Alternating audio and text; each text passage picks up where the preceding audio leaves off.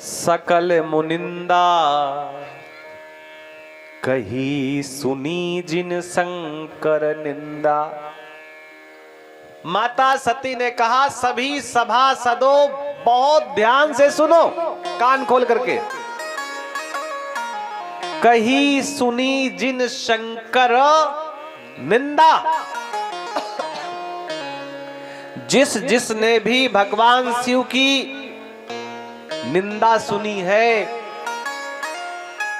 आप ये ना सोचे कि परिणाम कल मिलेगा।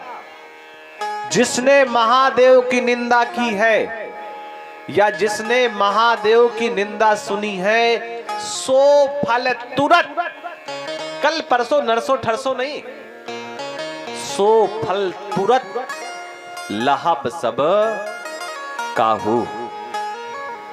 शिव का अपमान या शिव को किया गया प्रणाम तत्काल फल देता है। बाकी सब जगह तो होता है, कई बार ये होता है कि 16 सोमवार का व्रत करो तब ये होगा, ये व्रत करो वो करो। लेकिन शिव को अगर आप प्रणाम करते हैं तो भैया इधर आपने प्रणाम किया और उधर भूतनाथ भगवान भोलेनाथ प्रसन्न होकर के अपना आशीष लुटाना प्रारंभ करते हैं। और केवल सभासदों को इसका परिणाम नहीं मिलेगा, भली भांति पछताब पिता हो। मेरा पिता भली भांति पछताएगा। अच्छा एक बात और ध्यान दे, बड़ी अच्छी बात है कि अगर बेटी के सामने कोई पिता का अपमान करे तो जितना बिटिया को दर्द होता है उतना दर्द बेटे को नहीं होता। और उसी बेटी के सामने अगर उसके पति का कोई अपमान करे तो पुराण कह रहा है कि वो अपमान करने वाला पिता भले क्यों ना हो,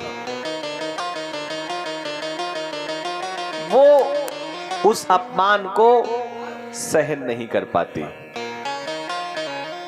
संत शंभु श्रीपति अपवादा, सुनिए जहां तहां असीमर ज्यादा। संत की बात शिव के लिए कहा गया और लक्ष्मीपति विष्णु के लिए कहा गया कि संभव हो तो इनकी निंदा अपने मुख से नहीं करनी चाहिए। अपने मुंह से निंदा नहीं करनी चाहिए। और अगर आप निंदा करने वाले का मुंह नहीं बंद कर पा रहे तो अपने तो कान बंद कर सकते हैं। अगर निंदा करने वाले के मुंह आप नहीं बंद कर पा रहे तो अपने कान बंद कर लीजिए और आप वहां से निकल जाइए। जगदात्मा महेश पुरारी, जगत जनक सबके हितकारी।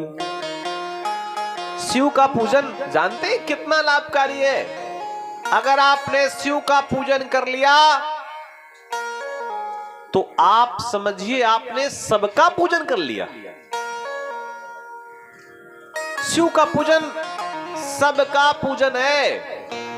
फिर आपको अलग अलग देवताओं का पूजन करने की आवश्यकता नहीं है।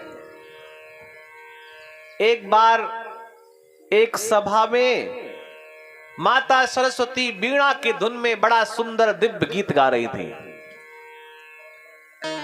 और उस सभा में भगवान भोलेनाथ माता पार्वती के साथ थे।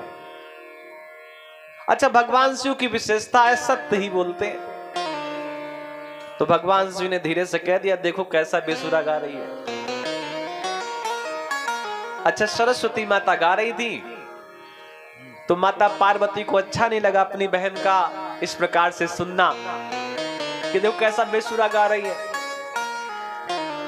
तो फिर माता पार्वती ने धीरे से कहा अगर ये नहीं गा पाती तो आप ही गा दीजिए ना।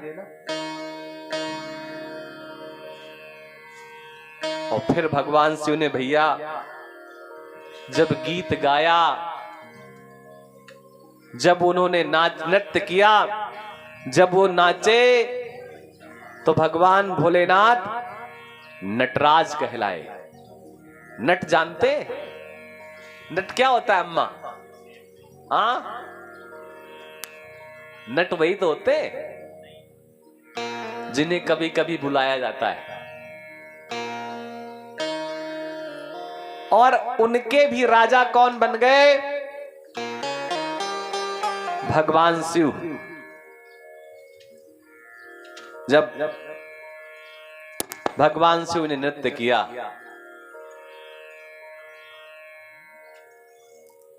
तो भगवान शिव विद्या की भी देवता हैं, संगीत के भी देवता हैं, शब्दों के भी देवता हैं। शिव की पूजा सभी प्रकार की मनोकामनाएं पूरी करने वाली है, इतना आप मान करके चलिए।